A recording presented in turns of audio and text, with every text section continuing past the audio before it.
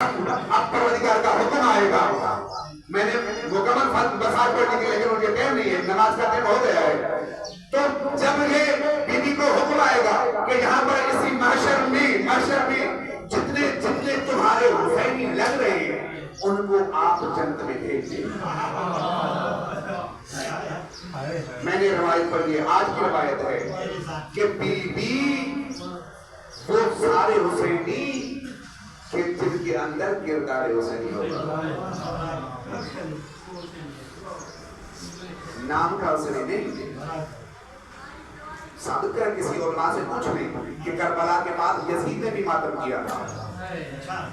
ہاں پہلے پوچھ لیں.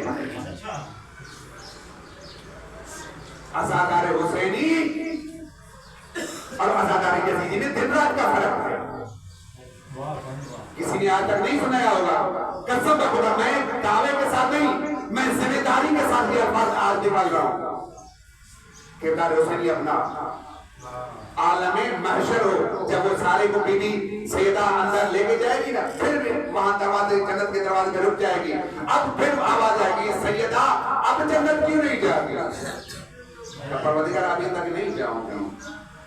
کیوں؟ کہاں اسی عالم محشر میں کچھ اور بھی ہوں گے. اب اللہ کا جو یہ آواز آئے گا, سیدہ اب ایسا کر ان لوگوں کو بھی جنت بھیج دے جن نے حسینیوں کی تھوڑی سی بھی خدمت کی ہو,